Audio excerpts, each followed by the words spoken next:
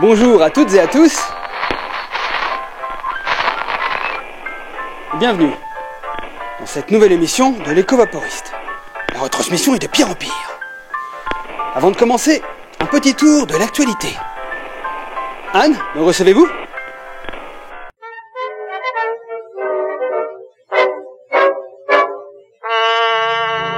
On est en direct, c'est bon ? Sky, tu me reçois ? Oui, nous vous voyons, Anne, vous êtes en direct. Ah, pardon. Bonjour, juge. Comme je vous le disais dans l'émission précédente, je suis accompagnée du colonel Octopus en charge des opérations de communication. Colonel, qui sont ces voyageurs venus d'ailleurs ? Amis ou ennemis ? Eh bien, malheureusement, nous n'en savons rien. Des Martiens peut-être, mais qui sait. Nos équipes ont tenté de communiquer avec eux en vain. Et nos rayons X sont inefficaces contre leurs appareils.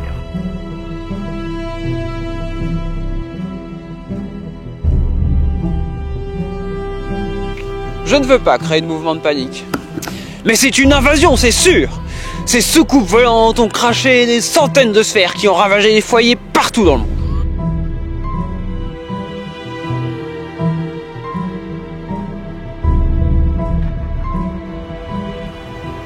Mais ces sphères, que sont-elles ? A-t-on une idée de ce qu'elles contiennent ? Je ne peux pas vous en dire plus, ma petite dame. C'est classé secret défense. Merci, colonel. À vous les studios. La grande guerre martienne. Il manquerait plus que ça. Et bien en attendant de retrouver de meilleures actualités, je vous propose de continuer notre émission en compagnie du docteur Fleur Hopkins, qui va justement nous parler d'étranges phénomènes dans les récits du merveilleux scientifique.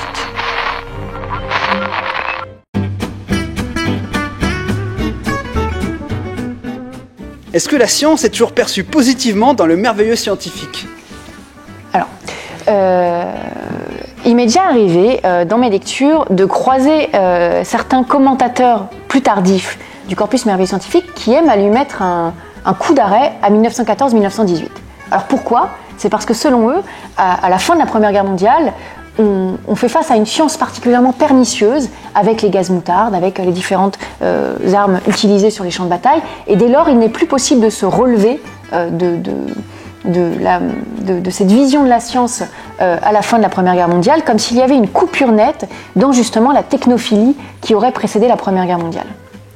Alors c'est une proposition intéressante. Elle entre cependant en conflit avec le fait que nécessairement le corpus merveilleux scientifique ne s'éteint pas du tout à la fin de la Première Guerre mondiale. Il va, comme je l'ai dit, perdurer jusqu'à la fin des années 30. De même, quand ces commentateurs se plaisent à dire que le merveilleux scientifique se serait éteint en 1914 ou 1918 selon les uns et les autres, c'est parce que très souvent, ils ont une utilisation moins précise de l'expression, puisqu'elle leur sert à désigner, par exemple, tous les romans d'imagination scientifique qui débutent avec les récits de Jules Verne dans les années 1860 et après, jusqu'à plus ou moins la fin des années 30 ou 1914-1918 selon les uns. Donc pourquoi pas, seulement vous avez bien compris qu'ici on s'attache à coller, à adhérer à ce qu'a pu essayer de dire et de manifester Maurice Renard et ses pairs, donc on va vraiment essayer de circuler de concert avec eux. Et de fait, l'image de la science, eh bien, il me semble qu'elle a très souvent été... Je ne voudrais pas parler de technophobie, parce que pour moi c'est un terme trop fort, mais il y a effectivement une espèce de méfiance par rapport à la science, et elle est très tôt manifestée dans les différents textes. Elle touche même parfois, je dirais, à l'absurdité. Donc là, on est dans la force créative et suggestive de la science. Je pense notamment au texte Le Docteur Lern de Maurice Renard, publié en 1908, dans lequel le Docteur Lern, et ça rejoint toutes nos interrogations sur les savants, eh bien ce savant est-ce que je vous gâche les moments du roman ? Je ne sais pas. Mais ce savant, en fait, n'est pas véritablement le savant. Le cerveau d'Otto Klotz a été greffé dans le cerveau du docteur Lern, donc le docteur Lern en vérité n'est plus qu'une enveloppe, et c'est ce méchant savant qui a mis, je crois qu'en plus il est allemand, hein, vous remarquez que le serpent se mord la queue, et donc de fait ce savant se dit mais moi je veux être immortel et je ne vais pas pouvoir éternellement mettre mon cerveau de cerveau en cerveau, voilà, déplacer à chaque fois le cerveau de corps en corps, c'est pas viable comme projet de vie. Et il va dire je vais moi par métempsychose, donc c'est-à-dire par projection de mon âme. Alors la métempsychose, ça touche au fakirisme, ça touche aussi aux théories de Charles Fourier, aux théories de Camille Flammarion, donc tout ça c'est très ancien, hein, ça remonte. Et en fait, il emprunte aux théories métapsychiques de la métempsychose en se disant je vais mêler ça à de la science, et grâce à ça, je vais arriver à mettre mon âme dans une voiture. Parce qu'en fait, une voiture, c'est l'éternité. Je peux à tout moment changer les pièces, et donc je serai absolument éternel. Et ce qui est très curieux, ce qui a séduit Guillaume Apollinaire, qui a dit que le Docteur Lerne était le roman subdivin des métamorphoses, eh bien ça a embêté pas mal de critiques de l'époque. Parce que quand le savant déplace son âme dans la voiture, eh bien la voiture, elle pourrit. Donc on voit qu'en fait Maurice Renard, mais ici plutôt sur le ton comique, absurde, et ça c'est quelque chose que Maurice Renard apprécie beaucoup, mais on voit que beaucoup de ces savants réfléchissent à ce point de friction, on revient toujours au trait d'union, hein, à cette difficulté entre les fantasmes qui touchent à la science réelle et les dangers de la science. Et effectivement, je ne voudrais pas dire qu'on peut identifier un point de rupture qui serait par exemple la Première Guerre mondiale, puisqu'en fait de nombreuses thématiques qu'on voit par exemple dans le texte L'homme truqué que j'ai évoqué un peu plus tôt avec Jean Le Bris, etc., Soldat qui a des électroscopes à la place des yeux qui lui permettent de voir l'électricité, eh bien quantité d'autres textes, ne serait-ce que L'homme qui voit à travers les murailles, qui peut aussi lui accéder à une autre vision, une hypervision, c'est-à-dire aller voir plus loin dans le spectre lumineux, eh bien lui pour le coup il est capable de capter non pas les rayons V, les rayons N, mais les rayons X, eh bien vous voyez que tout simplement ces thématiques elles perdurent, elles se transforment, elles vont s'alimenter aussi dans le contexte historique qui est contemporain des romanciers, ça il n'y a pas d'erreur sur ce sujet, mais il ne me semble pas qu'on pourrait tracer une borne chronologique en disant alors là c'est technophilie, là c'est technophobie. Il me semble que dès ses débuts, le merveilleux scientifique se pose des questions sur les capacités, alors cette fois délétère, le terme serait peut-être un peu trop fort, mais les capacités néfaste aussi, tout cela m'embête parce que ce sont des termes forts, mais la dangerosité peut-être de la science quand elle est utilisée à mauvais escient, quand elle est utilisée parfois sans comprendre, utilisée sans recul, sans philosophie, parce que il faut bien dire que tous ces romans qui effectivement épousent aussi des formats feuilletonesques, des formats parfois presque du roman d'aventure, ils ont quelque chose de divertissant, mais ils ont aussi une réflexion poussée sur l'ontologie de l'homme. Qu'est-ce qui fait un homme ? Eh bien, dans Le Singe de Maurice Renard et Albert Jean, ils nous disent que on peut très bien cloner un homme. C'est un dispositif, c'est une cuve à radioplastie, ça dérive en fait de la radiographie, ça dérive de la galvanoplastie. Alors, vous voyez toujours qu'on s'alimente à la science qui est contemporaine. Hein. Et là, tout simplement, ces deux romanciers sont allés piocher dans des technologies de reproduction sérielle.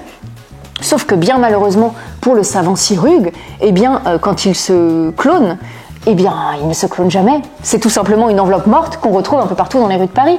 Parce que qu'est-ce qui fait l'homme ? C'est l'âme.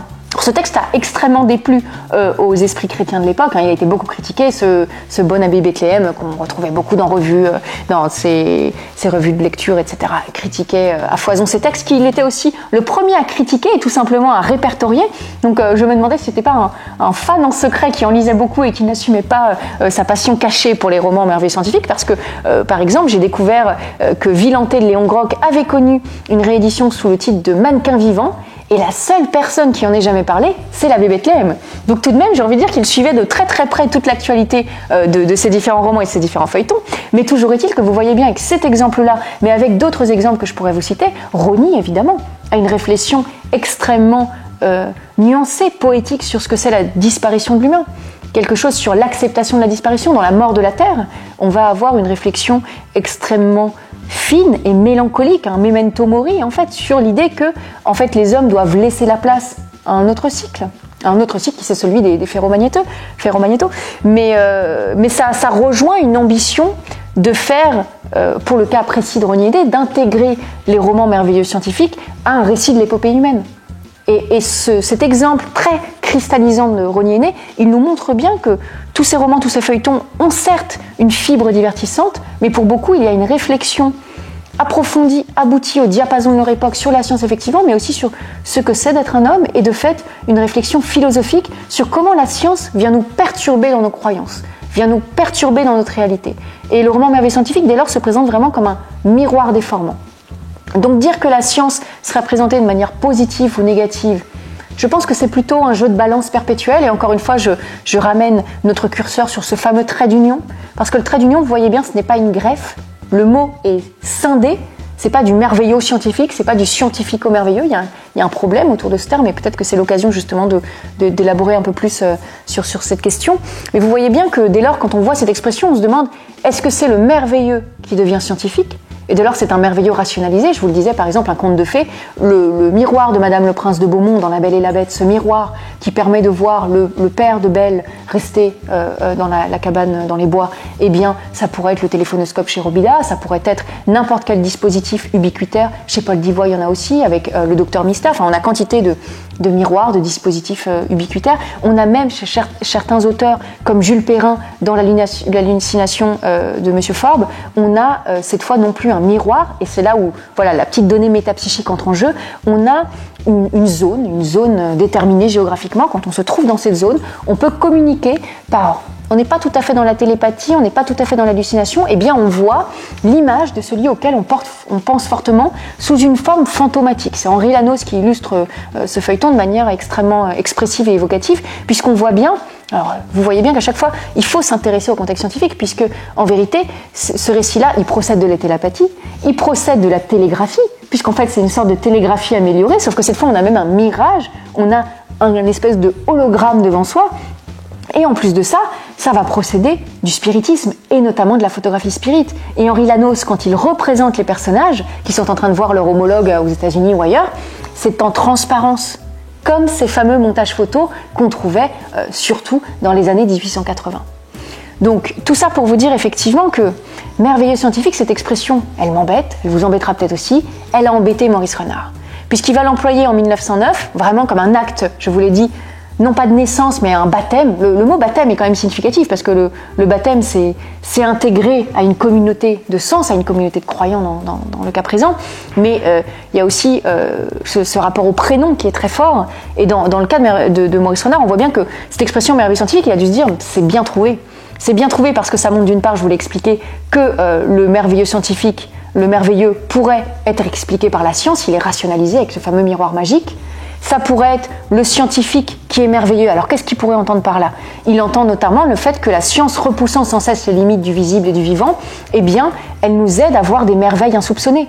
Par exemple, grâce à un microscope très élaboré, je peux voir les réalités infinitésimales du monde réel. C'est du merveilleux. C'est Réaumur, l'entomologiste, qui disait le merveilleux vrai. Je découvre un monde qui est là, il est réel, mais je n'en avais absolument pas soupçonné l'existence. Et c'est la science, et notamment les dispositifs optiques, qui me permettent cette plongée dans la réalité. Donc on est bien embêté avec cette expression. Est-ce que c'est du merveilleux moderne ? Est-ce que c'est de la science qui nous montre l'émerveillement du quotidien, en fait ? Et je vous renvoie ici à la mirabilia, cette fameuse expression qui sert à désigner ces merveilles qu'on gardait par exemple dans les cabinets de curiosité. Est-ce que c'est ça ? Est-ce que c'est merveilleux devant toutes les magnificences que la science nous révèle ? Ou est-ce que c'est aussi merveilleux scientifique à la Joseph-Pierre Durand-de-Gros qui nous dit c'est la métapsychie, c'est normaliser ces phénomènes qui touchent à la métapsychie, à la parapsychie, etc., toutes ces expressions de Charles Richet et compagnie. Et de fait, c'est montrer que la science est toujours à la lisière de l'inconnu et qu'elle nous ouvre des portes sans cesse. Donc on est bien embêté avec cette expression. Je n'ai pas de réponse absolue et je pense que Maurice Renard n'en avait pas non plus. Et puisqu'il a été, à son époque, un peu critiqué par certains commentateurs comme Jacques Rivière, Copeau, etc., dans la Nouvelle Revue Française, il se trouve obligé de changer l'appellation qu'il donne au corpus. Il va parler, dans ses archives, je trouve cette expression tout de même assez séduisante, il parle de conte à structure savante. Alors est-ce que l'expression aurait été plus efficiente quelque part ? Parce que le conte, on a vraiment l'idée du conte de fées, on a l'idée peut-être du merveilleux, c'est peut-être ça que Maurice Renard voulait désigner.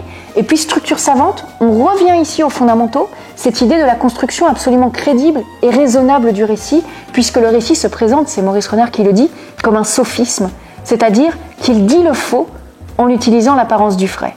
Il nous dit aussi c'est un syllogisme, c'est-à-dire qu'il doit être si, alors, si j'ai cette perturbation-là, alors de manière extrêmement logique, je suis ce cheminement-là. On voit bien cet attachement de Maurice Renard à ce qu'on appelle le langage de la logique, à cette idée de pouvoir synthétiser le réel de manière scientifique. Donc dès lors, est-ce que structure savante, ça aurait été plus efficient parce que plus programmatique ? Je ne sais pas, je n'ai d'ailleurs jamais trouvé cette expression chez aucun commentateur à l'exception de Maurice Renard, mais Maurice Renard va s'échiner à réinventer encore et encore l'appellation. Il va parler à un autre moment de roman d'hypothèse. L'hypothèse, c'est bien ce que l'on pose au début du roman, pas des lignes qui pitent, mais dans les quelques pages qui suivent, pour intégrer la perturbation qui va permettre à la suite du roman de se dérouler. L'hypothèse, c'est séduisant, parce que dès lors, on touche vraiment à cette expérience de pensée que Maurice Renard voulait faire expérimenter à son lecteur. Donc on voit bien que toutes ces appellations qui vont se multiplier, elles vont être à chaque fois particulièrement insatisfaisantes. D'une part parce qu'elles ne permettent pas de nous donner une image concrète et représentative de toutes ces ramifications nombreuses que j'ai tenté de vous présenter. Que ce soit l'influence du roman expérimental et donc du roman comme un espace d'expérience, que ce soit cette influence possible du roman fantastique, dont on arrive à trouver non plus une explication extrapolée, un loup-garou, un fantôme, mais bien une explication scientifique. C'est une créature dans la 4e dimension, ce n'est pas un fantôme. Ce n'est plus un monstre, c'est plus un fantôme. C'est une créature réelle, expliquée par des faits scientifiques. De même, le merveilleux scientifique, je vous l'ai dit, conte de fées, fantastique, métapsychie, les ramifications sont nombreuses. Donc, est-ce qu'il y aurait une appellation qui aurait été plus heureuse pour le merveilleux scientifique ?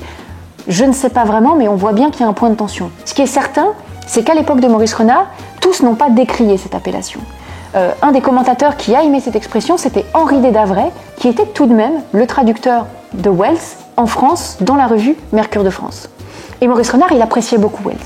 Je ne sais jamais s'il y a eu correspondance, amitié entre les deux, je ne me risquerai pas à dire quoi que ce soit à ce sujet, mais Maurice Renard connaissait bien les textes de Wells, il a tout de même consacré, dédicacé le Dr Lern à Wells et à son île du Dr Moreau, puisque dans les deux textes, alors Dr Lern, quand il déplace son cerveau, on n'est pas dans une xénogreffe, mais on a une scène absolument fabuleuse où le pauvre Nicolas Vermont rentre dans une serre et voit des xénogreffes. Il voit le végétal avec d'autres végétaux qui n'ont rien à voir ensemble. Il voit l'animal avec le végétal et tout ça, ça le saisit, ça le transit. Cette expérience presque sublime, hein, on est fasciné, on est inquiet.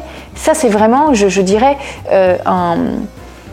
une expérience, non pas scientifique cette fois, mais une expérience de ressenti que le merveilleux scientifique essaye d'avoir avec son lecteur. Et c'est peut-être pour ça qu'un des points d'analyse que j'aime parfois apporter par rapport au merveilleux scientifique, c'est que de la même manière que le vaudeville essaye de nous faire rire, que la littérature érotique essaye de nous émoustiller, et bien peut-être justement que le roman merveilleux scientifique, un de ses buts, le mot est peut-être trop fort, mais une de ses espérances, c'est de nous émerveiller, de nous à la fois tétaniser devant cet impensé de la science, mais aussi nous fasciner, le mot n'est pas trop fort, parce qu'il y a vraiment quelque chose souvent qui touche au regard, aux yeux écarquillés devant la scène qu'on découvre.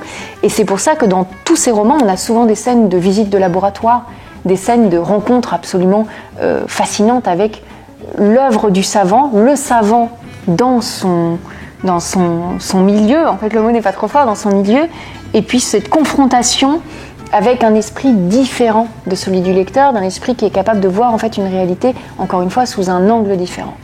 Donc tout ça, ça ne répond vraisemblablement pas tout à fait à la question. On est toujours très embêté avec cette appellation de merveilleux scientifique, avec ce rapport de la merveille, ce rapport à la science, mais vous voyez bien que un des intérêts tout au moins du roman, des feuilletons merveilleux scientifiques, c'est de nous aider à penser le XXe siècle, de nous aider à penser ce rapport à la science, à la vulgarisation, à la métapsychie, et aussi aux pseudosciences.